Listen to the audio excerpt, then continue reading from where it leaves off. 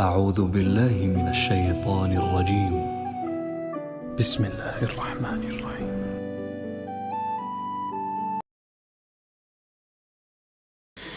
مشرکین مکہ رسول کریم صلی اللہ علیہ وسلم کے بارے میں معاذ اللہ باتیں کرتے تھے تو حضور اللہ کے دیے ہوئے علم سے انہیں جان لیا کرتے تھے۔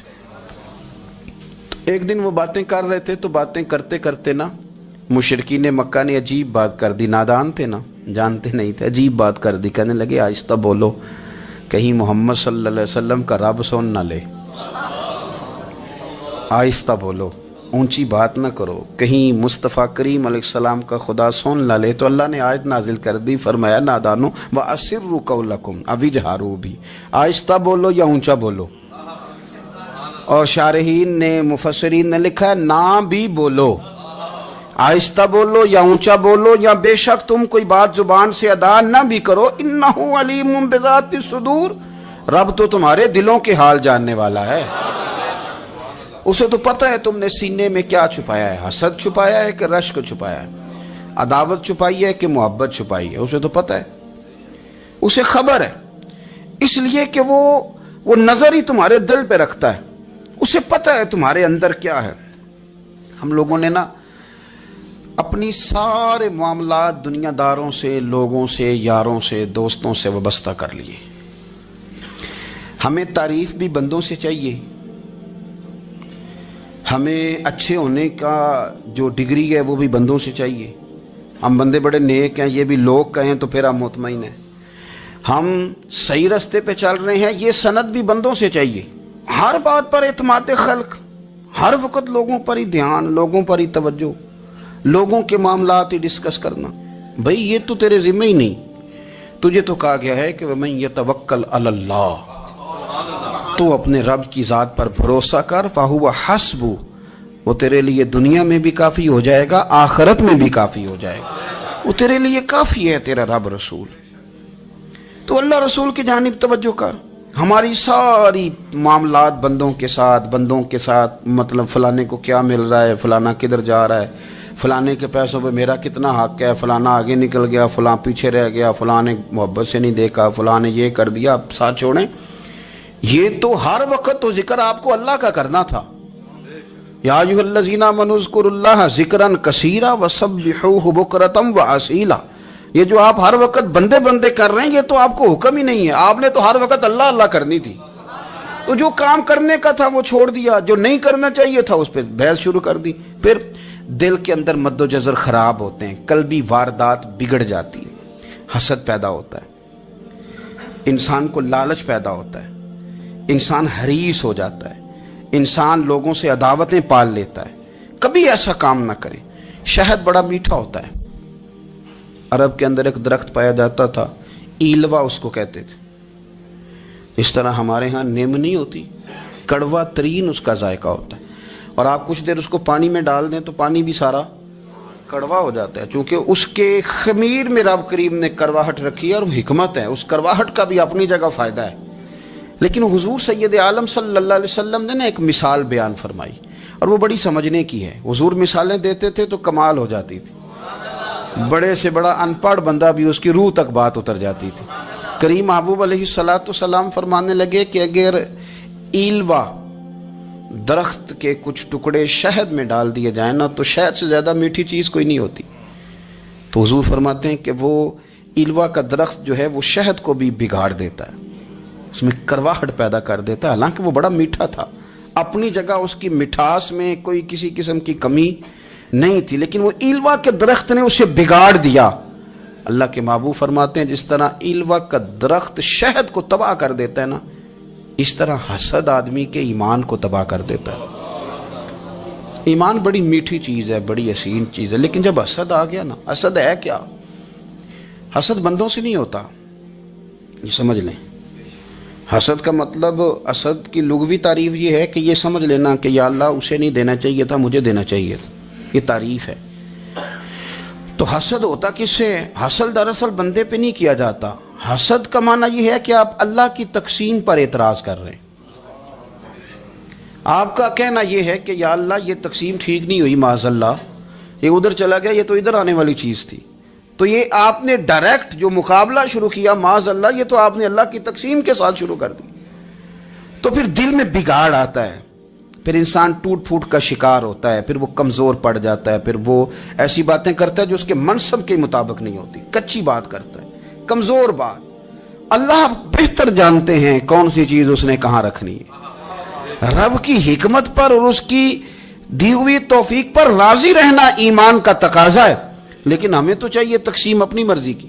ادھر کیوں چلا گیا، ادھر آنا چاہیے تھا. بھئی آپ کو یہ کس نے حق دیا ہے؟ مالک نے جو چاہا جب چاہا جہاں چاہا اپنے فضل سے عطا فرمایا. حسد، اور پھر اس کے اگر کوئی حسد نہیں کرتا تو لالچ شروع کر دیتا ہے. وہ کہتا ہے کہ یہ جو اس کا مال ہے اس میں میرا بھی حق تھا، یہ تو مجھے ملنا چاہیے تھا. آپ یقین کریں کہ بندے بندوں سے کم پیار کرتے ہیں، جیبوں سے زیادہ پیار کرتے ہیں. تو اس بندے کو تو کوئی نقصان نہیں جس کے ساتھ آپ نے تعلق رکھا ہوا ہے جیب کا، لیکن آپ بڑے کمزور ہو گئے. آپ جب لالچ کر لیا، نفسانیت میں آ گئے تو آپ کمزور پڑ گئے. آپ نے مطلب کیا، آپ کا کیا خیال تھا کہ رب کی بارگاہ سے کوئی کم ملنے والا تھا جو بندوں پہ اتنی توجہ کر لی. حضرت بہلول دانا رحمت اللہ علیہ نے کیا خوبصورت انداز ہے. رب کریم کے بندوں کی باتیں اللہ کے لشکروں میں سے لشکر. کیا سوچ تھی، کیا نظریہ تھا، کیوں یہ لوگ اتنے مضبوط تھے، فکری طور پر مضبوط تھے، فکری طور پر. ہارون رشید حج کر کے واپس آ رہا ہے، حضرت بہلول دانا راستے میں بیٹھے ہیں، ملاقات ہو گئی. کہنے لگا حضور کوئی حکم ہو تو بتائیے گا. فرمانے لگے کوئی نہیں، تو جا اپنا کام کر. بادشاہ ہے، یا کسی کو کارڈ مل جائے تو وہ لوگوں کو دکھاتا پھرتا ہے، وزیر صاحب نے خود دیا ہے. بادشاہ وقت خود کر، حضرت کوئی حکم ہو تو. فرمایا نہیں، اللہ خیر کرے گا. تو کہنے لگا حضور میں نے سنا ہے آپ مقروض ہیں، تو بتا ہی دیتے. تو آپ مسکرا کے فرمانے لگے تیرا کیا خیال ہے بھلا؟ کہنے لگے حضور کس بابت؟ فرمانے لگے تیرا کیا خیال ہے کہ اللہ ہارون رشید کو دے گا اور بہلول دانا کو بھول جائے گا؟ تیرا کیا خیال ہے؟ رب کریم ہارون رشید کو تو دیتا جائے گا اور بہلول دانا کو بھول جائے گا. بادشاہ کہتا ہے کہ میں چکرا ہی گیا کہ بھلا اس سوال کا کیا جواب ہے. تو میں نے کہا حضور رب تو بھولنے سے پاک ہے، وہ تو کسی کو نہیں بھولتا، اسے نہ اونگ آتی ہے نہ نیند آتی ہے. تو فرمانے لگے جا پھر اپنا کام کر، جب مناسب سمجھے گا تو بہلول کو بھی قرضے سے نجات عطا کاری دے گا. تو جا اپنی ڈیوٹی کر، وہ جب چاہے گا نا تو میرے قرضے دور. تو کیا سمجھتا ہے کہ تجھے یاد رکھے گا مجھے بھول جائے گا؟ یہ کیسے ہو سکتا ہے؟ او یار ادھر دیکھ، میری بات سن. او بھائی وہ تیرا میرا رب ہے، یہ ہو سکتا ہے کہ امیروں کو دے دے اور تیرے جیسے میرے جیسے غریبوں کو وہ بھول جائے؟ یہ ہو سکتا ہے؟ تو کیوں لوگوں کی جیبوں پہ توجہ، لوگوں کی جیبوں پہ نظریں، فلانے کے پاس آ گیا تو میں رہ گیا، مطلب کس لیے؟ ہمارا رب کسی کو بھولتا نہیں ہے. کسی شخص کو وہ میرا مالک اپنے فضل سے نظر انداز نہیں کرتا، وہ سب کو نوازتا ہے. لیکن اس کی حکمت کے تقاضوں کا انتظار کرنا مسلمان کی شان ہے. کبھی کسی حسد میں کبھی کرنا ہو تو رشک کریں، مزہ آئے گا. اور یہ رشک کرنے کا رشک کا معنی کیا ہے؟ حسد کا معنی یا اللہ اسے نہیں دینا چاہیے تھا، مجھے دینا چاہیے تھا. اور رشک کا معنی یا اللہ تو نے دیا ہے، کیا بات ہے، اسے دیا تو کیا بات. اگر تو نے دیا تو مالک جچا بھی ہے، اگر تو نے دیا ہے تو نظر بھی آیا ہے، اگر تو نے دیا ہے تو پھر کیا بات ہے، کمال ہو گئی، وہ نظر آ رہا ہے. اور یا اللہ اسے دیا ہے تو میں بھی تیرا بندہ ہوں، اسے بھی اور دے اور مجھے بھی عطا فرما. یہ رشک ہے. رشک کا حضور نے حکم دیا ہے، نبی پاک نے رشک کا. ہمارا یہ مسئلہ ہے کہ ہم جو کرنے والا کام ہے وہ نہیں کرتے، رشک کریں. بخاری مسلم میں حدیث ہے، نبی پاک صلی اللہ علیہ وسلم نے فرمایا 2 بندوں پر رشک کرو. کہو کیا بات؟ رشک کرو 2 بندوں. یا رسول اللہ کون کون سے؟ فرمایا ایک وہ مالدار جسے اللہ دولت دے اور وہ صبح بھی رب کے رستے میں خیرات کرے اور شام بھی رب کے رستے میں خیرات کرے، یہ قابل رشک ہے. کہو تیری کیا بات ہے بھائی، کیا تجھے اللہ نے نوازا ہے، اور اس پر رشک کرو کو یا اللہ اسے اور دے تاکہ یہ تیرے بندوں پہ اور اثار کرے اور تیرے بندوں پہ سخاوت کرے، اور اللہ اس کے فعل تصدق ہمیں بھی عطا فرما. اور حضور فرماتے ہیں ایک مالدار پر جو صبح و شام سخاوت کرے، اور ایک اس عالم پر جسے اللہ قرآن کا علم دے، وہ صبح بھی لوگوں کو قرآن مجید کے ترجمے، تفسیریں، قرآن کے درس سکھائے، اور شام بھی لوگوں کو قرآن مجید کے درس عطا فرمائے. اس پر رشک کرو, کہو کیا بات ہے یار تیری, تجھے اللہ نے کتنا نوازا. قابل رشک لوگوں پر رشک کرو, ان کی تعریف کرو, ان کے لیے اچھے کلمات ادا کرو. معاشرے میں حسد پرموٹ ہوا ہے, اگر کبھی رشک پرموٹ ہوتا نا تو عزتیں بڑھ جاتی, محبتیں بڑھ جاتی, خلوص میں اضافہ ہوتا, لوگ ایک دوسرے کے قریب آتے.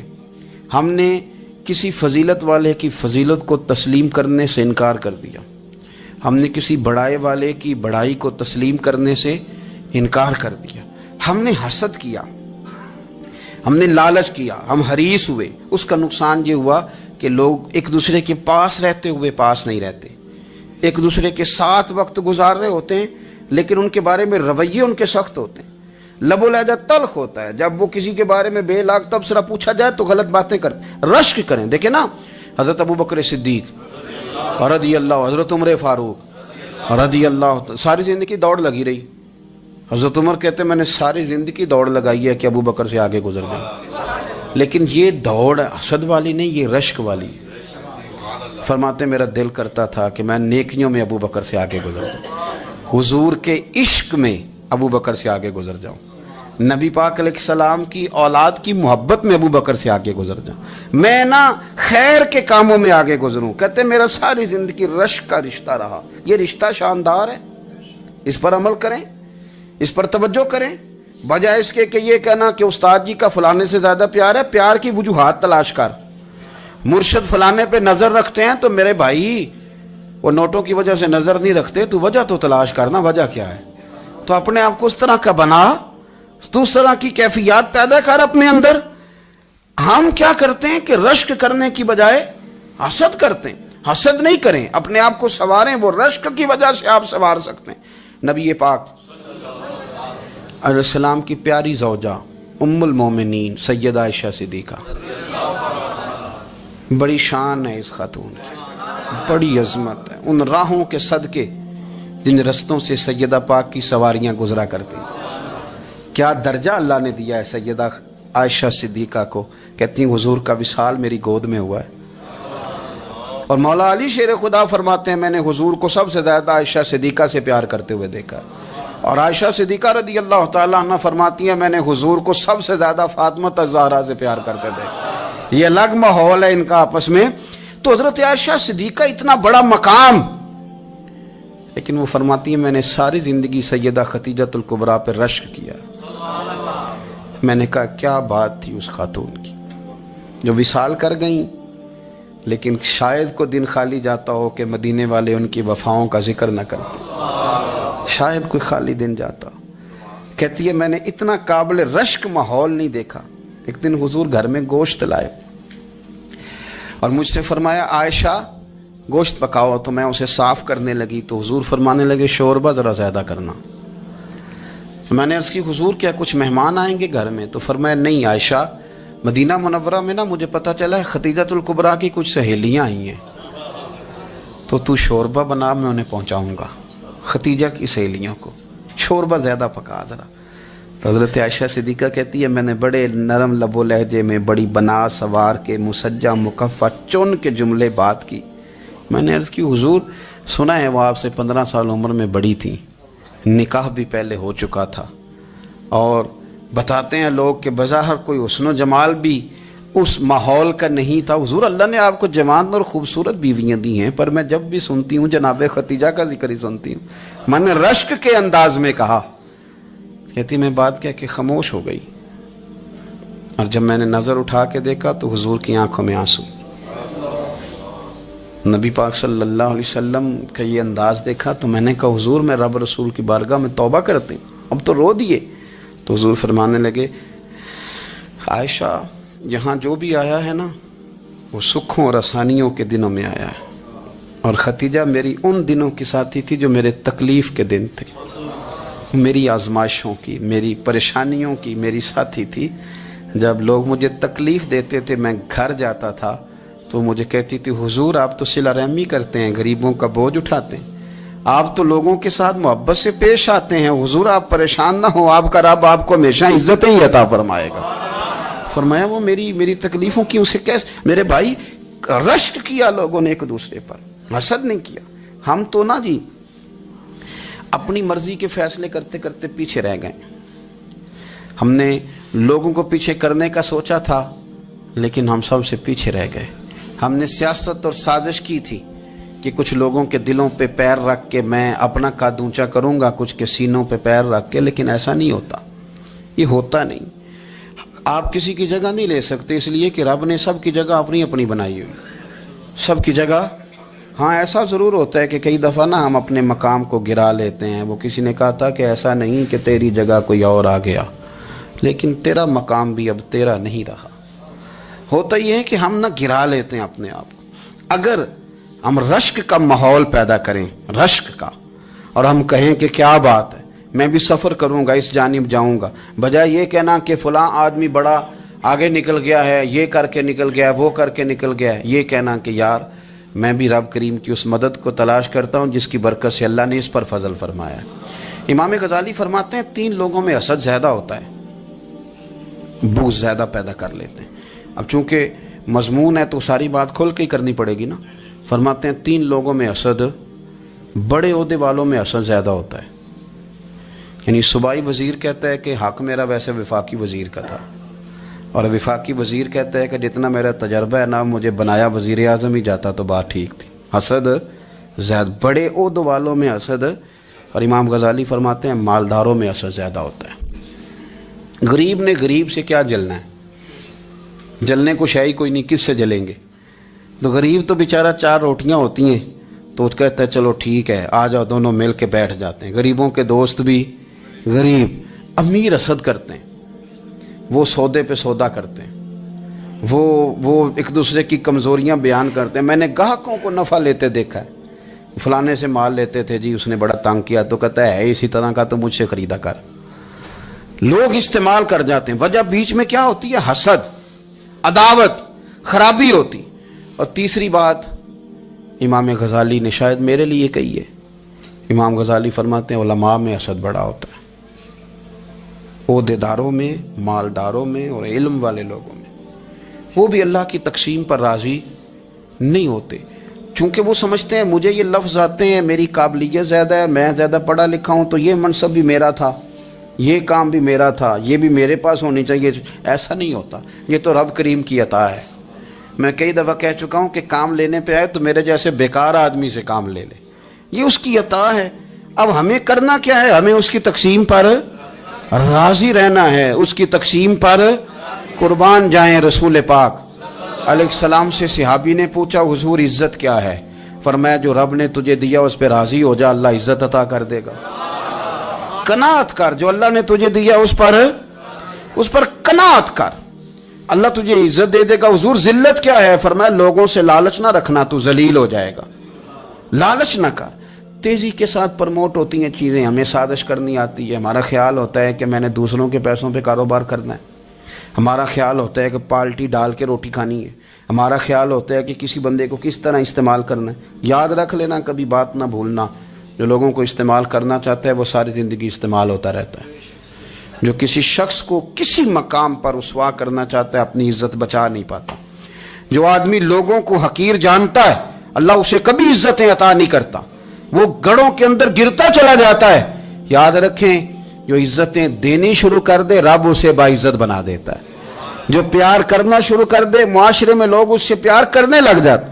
جو کسی دیکھیں اگر ہم وہاں سے مانگے جہاں سے سب کو ملتا ہے تو پھر بندوں پر اتنی نظر رکھنے کی ضرورت باقی رہتی نہیں ہے. ادھر دیکھیں رشک کریں گے تو لالچ سے بھی بچیں گے, حسد سے بھی بچیں گے. بخاری مسلم میں حدیث ہے, حضرت ابو ہریرہ رضی اللہ تعالیٰ عنہ کہتے ہیں حضور کی بارگاہ میں حاضر تھے تو کچھ غریب لوگ حاضر ہوئے, غربا. انہوں نے عرض کی یا رسول اللہ صلی اللہ علیہ وسلم ایک گزارش کرنے آئے. حضور نے فرمایا کہو. یا رسول اللہ امیر تو ہم سے آگے نکل گئے. حضور نے فرمایا کس بات میں؟ عرض کی حضور نمازوں میں نہیں ہم گزرنے دیتے, اتنے نفل وہ پڑھتے ہیں اتنے ہم بھی پڑھ لیں گے. صحیح بتانا صحیح. آج کل یہ نمازوں کا مقابلہ بھی ہے کہ نفل میں نے زیادہ پڑھنے, عبادت میں نے. ہمارے اصحاب رحمۃ اللہ علیہ فرمایا کرتے تھے آستانوں پہ گدی نشینوں کا تو رولا ہوتا ہے, اللہ اللہ کرنے کا رولا نہیں ہوتا. یہ تو شور ہوتا ہے کہ سجادہ میں ہوں سجادہ، اور سب نے کوئی نہ کوئی کہانی سنائی ہوتی، کہتے نہیں ابا جی مجھے کہہ گئے تھے کان میں، دوسرا کہتا نہیں مجھے لکھ کے دے گئے تھے، تیسرا کہتا تمہیں تو پتہ ہی نہیں، تم تھے ہی نہیں، عمرے پہ تو میرے ساتھ گئے تھے، جو میرے ساتھ ان کا معاہدہ ہوا وہ خانہ کعبہ میں ہوا ہے، لہذا میرا پہلا نمبر ہے۔ سب کے پاس کوئی نہ کوئی معاملہ ہوتا ہے، یہ سارے کام کوئی ضروری نہیں، ضروری کیا ہے کہ وہ جو کہتے تھے کرو، جس نے سب سے زیادہ کر کے دکھایا وہ زیادہ جانشین ہے، وہ زیادہ جانشین ہے جس نے زیادہ کر کے دکھایا۔ معاملہ تو یہ ہے کہ اس رستے پہ کس کس نے چلنا ہے۔ لوگ تو سجادہ نشینی سے بھاگا کرتے تھے، بھاگتے تھے۔ حضرت ابو بکر صدیق رضی اللہ تعالیٰ عنہ کا وصال ظاہری ہوا تو حضرت عمر خلیفہ بنے، تیسرا دن تک خلیفہ بنے ہوئے، 2-3 چھوٹی چھوٹی بچیاں آ گئیں، چاچا جان آپ خلیفہ بنے؟ فرمایا ہاں۔ چلو پھر عصر کے بعد ابو بکر ہمارے گھر جاتے تھے، فرمایا پتر تمہارے گھر کیا ہے؟ کہنے لگی ہم یتیم ہیں، ہمارا بھائی کوئی نہیں۔ ابو بکر روز عصر کے بعد آتے تھے، ہماری بکریوں کا دودھ دھو کے ہمیں دے جاتے تھے، کچھ بیچ کے گزارا کر لیتی تھی، کچھ پی لیتی تھی۔ چچا 3 دن ہو گئے، میری اماں بھی روتی ہے، بہنیں بھی روتی ہیں، آپ چلیں گے؟ تو جناب سیدنا عمر فاروق کہتے ہیں میں نے دستار سر پہ رکھی اور پٹکا میں نے اپنے کندھے پہ رکھا، بیٹیاں آگے آگے، میں پیچھے پیچھے، روتے جا۔ ایک صحابی نے پوچھا عمر کیوں رو رہے ہو؟ کہنے لگے یار یہ ابو بکر کتنا مشکل رستہ دے کے گیا، کتنا مشکل رستہ ہے اس کے طریقے پہ چلنا۔ یہ لوگ تو سجادہ نشینی اتنا کٹھن کام تھا، لوگ بھاگا کرتے تھے۔ شوق آ گیا اب رسول کریم علیہ السلام کے حضور ناز حاضر ہو کے عرض کی حضور امیر آگے گزر گئے، نمازوں میں نہیں ہم گزرنے دیتے، ہم ان سے زیادہ پڑھیں گے، نفلوں میں نہیں گزرنے دیتے، زیادہ پڑھیں گے۔ یا رسول اللہ صلی اللہ تعالی علیہ وسلم ہم انہیں نہ تلاوت قرآن پاک میں نہیں آگے گزرنے دیں گے، وہ ہم زیادہ پڑھیں گے، لیکن حضور وہ مالدار ہیں، غلام آزاد کرتے ہیں، صدقات کرتے ہیں، خیرات، اس کا ہم کیا کریں؟ حضرت سیدنا ابو ہریرہ فرماتے ہیں کہ جواب تو حضور نے بعد میں دینا تھا، پر جب ان کا سوال ختم ہوا تو میں نے حضور کا چہرہ نور دیکھا تو رسول پاک کا چہرہ خوشی سے کھلتا ہوا مجھے نظر آیا۔ گویا یہ جو رشک ہے نا کہ نیکی میں آگے گزرنا، یہ حضور کو اتنا پسند آیا کہ ان کے سوال سے حضور بڑے راضی ہوئے۔ کریم فرمانے لگے، حضور فرمانے لگے میں تمہیں ایک وظیفہ بتاتا ہوں، تم وہ پڑھو، امیر جتنی بھی نیکیاں کریں گے نا اللہ تمہیں ان کے برابر ثواب دے دے گا، لے لو نسخہ، یہ کرو کام۔ یا رسول اللہ بتائیں؟ فرمایا رات کو نہ 33 بار سبحان اللہ پڑھا کرو، 33 بار الحمدللہ پڑھا کرو، 34 بار اللہ اکبر پڑھا کرو۔ اب جتنی بھی نیکیاں امیر کریں گے نا تمہارے وظیفے کی برکت سے اللہ تمہیں ان کے برابر ثواب عطا کر دے۔ اب جناب ابو ہریرہ کہتے میں نے ان کے چہرے دیکھے تو مجھے یوں محسوس ہوا کہ جس طرح کسی بندے کی کھوئی ہوئی رقم مل جائے تو وہ راضی نہیں ہوتا، کھوئی ہوئی رقم مل جائے تو بڑا جیسے کوئی اس کے ہاتھ، چلیں اپنا ترجمہ کر لیتے ہیں، کمیٹی نکلنے پہ نہیں بندہ بڑا راضی ہوتا کہ 11 مہینے سے دے رہا تھا، 10 مہینے سے چلو نکل ہی آئی ہے، شکر ہے اللہ کا، بڑا خوش ہوتا ہے بندہ، بڑا راضی ہوتا ہے۔ اس طرح ان لوگوں کے چہرے کھل اٹھے، کیا بات ہے حضور، بس اب نہیں ہم گزرنے دیتے۔ گھر چلے گئے، وظیفے پڑھنے لگے۔ کچھ دنوں کے بعد ان میں سے کچھ لوگ واپس آئے۔ حضرت ابو ہریرہ کہتے ہیں مجھے چونکہ وہ پرانی بات یاد تھی تو میں دلچسپی سے ان کا آنا جانا دیکھنے لگا۔ وہ کریم کی بارگاہ میں آ کے بیٹھے تو ان میں سے ایک شخص بڑی پریشانی کے ساتھ کہنے لگا حضور بڑی پریشانی لگ گئی۔ فرمایا کیا ہوا؟ عرض کی یا رسول اللہ صلی اللہ علیہ وسلم وہ جو آپ نے وظیفہ بتایا تھا نا، میرے کچھ پڑوسی امیر ہیں وہ تو انہوں نے بھی سن لیا ہے حضور، رات میں نے سنا ہے وہ مالدار بندہ ہے، صدقے خیرات بھی بڑے کرتا ہے، غلام بھی بڑے آزاد کرتا ہے، پر وہ بھی سوتے وقت 33 بار سبحان اللہ پڑھ رہا تھا، وہ تو اس نے بھی سن لیا حضور، وہ بات یہاں سے نکلی ہے، جانے کہاں کہاں پہنچ گیا، تو وہ بھی پڑھ رہا تھا حضور اب کیا بنے گا؟ تو کہتے ہیں اس کے سوال پر بھی میرے حضور بڑے ہی مسکرائے، باقاعدہ دہک ہو گیا حضور کے، دہک ہو گیا، سرکار کھول کے نہیں مسکراتے تھے، لیکن آج حضور اتنا مسکرائے کہ میں نے حضور کے مقدس دانتوں کی زیارت کر لی، دہک ہو گیا باقاعدہ حضور کا۔ حضور فرمانے لگے انہوں نے بھی سن لیا حضور، اور سن کے پڑھنا بھی شروع کر۔ اب بات کو سمجھیں کہ کسی امیر نے یہ نہیں کہا کہ یہ تو غریب کے لیے وظیفہ تھا، میں کہتا ہوں اللہ اللہ کا مزاج ہی نہیں، مزاج یہ کہ سیاست کیسے کرنی ہے، چکر کیسے چلانا ہے، کوئی کہانی کیسے سنانی ہے، ادھر ان کو ملا، حالانکہ بات تو غریبوں سے ہو رہی تھی، حضور وہ تو انہوں نے بھی پڑھنا شروع کر دیا۔ اب ہم کیا کریں؟ رسول کریم نے فرمایا وہ بھی پڑھ رہے ہیں، حضور پڑھ رہے ہیں، تو فرمایا ذالک فضل اللہ، यूतीहि मन यशा। भाई फिर ये तो अल्लाह का फजल है ना, वो जिसे चाहे अता करे। अब ये हुजूर ने कह दिया तो हजरत अबू हुरैरा कहते हैं मैंने पलट कर उन लोगों के चेहरे देखे, कुर्बान जाएं, मैंने फिर उनके चेहरों पर इत्मीनान देखा, मैंने सुकून देखा, इसलिए कि वो समझ गए जब रब फजल करे तो फिर फजल के मामले में अल्लाह के बंदे बहस नहीं किए करते। वो मुतमईन होके गए, कहने लगे हुजूर फिर ठीक है, अगर मालिक इस तरह तकसीम कर रहा है तो फिर हम राजी हैं अपने रब करीम की रजा पे। अपनी जिंदगी जब आप बड़ी मोहब्बत से कुर्ब व जवार से तशरीफ़ लाते हैं, मैं कुरान और सुन्नत के बहुत सारे उन्वानात देख के आपकी खिदमत में एक बात अर्ज़ करूं, अपनी सारी तवज्जो अपने रब रसूल की जानिब माइल करें। जितना आप दाएं बाएं देखेंगे ना, उतना गाड़ी के टकराने का ख़तरा बढ़ जाएगा, वसवसे ज़्यादा आएंगे, उलझ जाएंगे। इतना ज़्यादा दाएं बाएं ना देखें, ये क्या कर रहा है, फलाना क्या कर रहा है, फलाने का ये मामला किस तरह का था, ना ना ना, आप तवज्जो अल्लाह की जानिब रखें। देखें मेरा और मेरे रब का मामला ठीक चल रहा है, अल्लाह रसूल के साथ मेरे मामलात ठीक हैं। यहाँ तो आप किसी की इस्लाह करेंगे, दावत देंगे या दुआ करेंगे, तनकीद की तो वैसे दीन में इजाज़त नहीं है। आपने यहाँ किसी की इस्लाह करनी और वो दर्द के साथ करनी, और यहाँ किसी के लिए दुआ करनी है कि या अल्लाह इस बंदे पे रहम फरमाए से बदल दे। तनकीद की और तंज की तो इजाज़त, अपना मामला रब करीम के साथ, हमारी सोचें किस तरह की हैं, हमारे अंदर माहौल किस तरह का है, वो चूँकि दिलों के हाल जानता है। और नबी पाक सल्लल्लाहु अलैहि वसल्लम ने फरमाया ना तुम्हारी जेबें देखता है ना तुम्हारे चेहरे देखता है, वो तो जब देखता है तुम्हारा दिल देखता है। इसकी कैफियत क्या है? हज़रत अनस बिन मालिक रदी अल्लाह तआला अन्हु फरमाते हैं, इस हदीस को याद रखिएगा, हाफिज़ मुंज़री ने तरगीब व तरहीब में लिखी है। फरमाते हैं कि हज़रत अनस बिन मालिक रदी अल्लाह तआला अन्हु फरमाने लगे कि एक हुजूर के एक ग़ुलाम, एक सहाबी बीमार थे, तो हुजूर ने फरमाया अंस चलो तीमारदारी करते हैं। कहते हैं हुजूर के साथ गए, नबी पाक सल्लल्लाहु अलैहि वसल्लम पहुँचे। जब हमने उस शख्स को देखा तो हज़रत अंस कहते हैं हम परेशान हो गए, क्योंकि हमने उसे बड़ा सेहतमंद देखा था, वो कमज़ोर हो गया, वजूद पर बहुत सारा गोश्त देखा था। अब हम देख रहे हैं कि वो हड्डियाँ ही हड्डियाँ रह गई हैं, चेहरा बड़ा बारौनक था, अब कमज़ोरी हो गई। रसूल करीम तशरीफ़ ले गए और हुजूर उसकी चारपाई के सरहाने बैठे, और जब हुजूर ने अपना दस्ते मुबारक उसके बालों में रखा और नबी पाक ने दस्ते शफ़क़त फेरा, तो कहते हैं उस शख्स ने आंखें खोली और हुजूर का चेहरा देखा तो उसकी खुशी की कोई इंतहा ना रही, बड़ा राज़ी हुआ, बड़ा राज़ी। और हुजूर ने उसके लिए दुआ की, उस दुआ पर भी उसे बड़ा इत्मीनान कल्बी नसीब हुआ। कहते हैं हुजूर अक्सर तीमारदारी फरमाते थे, पर आज ना हुजूर ने एक निराली, अनोखी और इनफरादी बात इरशाद फरमाई।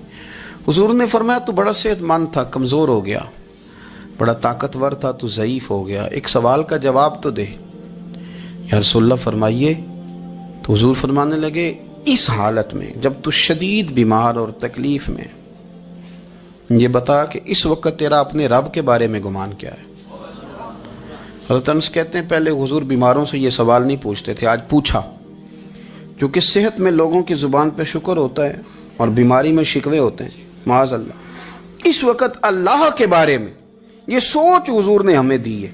तुमने हर वक्त ये ज़हन बनाना है कि यहाँ रब करीम के बारे में क्या तसव्वुरात पल रहे हैं, आवाज़ें क्या उठ रही हैं, इस वक्त तेरा अल्लाह के बारे में गुमान क्या है। तो जनाब अनस बिन मालिक कहते हैं उसने हमें इशारा किया कि मुझे उठा के बिठाओ। हमने बिठाया तो कहते हैं फिर उसने अपनी आंखें खोली और हुजूर के चेहरे नूर पर नज़र करके नज़र झुका ली। अर्ज़ करता या रसूल अल्लाह मैं कमज़ोर हूँ, बीमार हूँ, तकलीफ़ में हूँ, उठ नहीं सकता, खा नहीं सकता, पर हुजूर अभी भी मेरे दिल से आवाज़ यही निकलती है कि मेरा रब बड़ा ही करीम है, मेरा अल्लाह बड़ा ही मेहरबान है, वो बड़ा ही माफ़ करने वाला है, वो अपने बंदों से प्यार ही बड़ा करता है। आप मेरी बात को समझे, कैफियत क्या है और अल्फाज क्या है। हुजूर वो मुझसे बड़ी मोहब्बत करता है, बड़े प्यार वाला है। ये लफ्ज़ कहते कहते आवाज़ भरा गई, आंसू निकल आए। फिर उसने तकलीफ ज़्यादा महसूस की तो वो लेट गया और फिर उसने हुजूर के चेहरे नूर पे नज़र डाली, कलमा पड़ा, रूह ही परवाज कर गई। हज़रत अनस बिन मालिक फरमाते हैं हम उसके घर से निकले और जब हुजूर उसके कमरे से बाहर आए तो रसूल करीम ने पलट कर रुक कर फिर पीछे देखा और फरमाया अंस اگر کسی جنتی کی زیارت کرنی ہے تو میرے اس غلام کا چہرہ دیکھ لو. اس لیے کہ جن لوگوں کے نظریات رب کریم کے بارے میں اس طرح کے ہوں پھر ان کے خاتمے خیر کے ہوتے ہیں، پھر اللہ ان کے لیے جنت کے فیصلے فرماتا ہے. اپنے افکار میں، نظریات میں، سوچوں میں کوئی ضروری نہیں ہے کہ ہم لوگوں کو دو لفظ کہہ کے مطمئن کر لیں تو ہم خود ضمیر کے قیدی بن کے زندگی گزار دیں. یہ معاملہ ٹھیک نہیں، یہ صحیح نہیں چلتا. آپ اپنی قلبی واردات پر، قلبی خیالات اور تصورات پر کڑی نگرانی رکھیں گے. آپ دیکھیں گے کہ کہاں یہ مجھے خرابی کی طرف لے کر کے جا رہا ہے، کہاں یہ بدگمانیاں پیدا کر رہا ہے، کہاں یہ خرابیاں لا رہا ہے. یہ سختی پیدا کر دے گا، نفرتوں کو، لالچ کو، حسد کو، عداوت کو یہ بڑھا دے گا. آپ اپنے معاملات پر اپنے دل کو ہمیشہ حاضر رکھیں. اللہ اپنے محبوب کا صدقہ فضل کرے. وہ مقلب القلوب ہے تو وہ ہمارے دلوں کو اپنی طرف پھیر دے.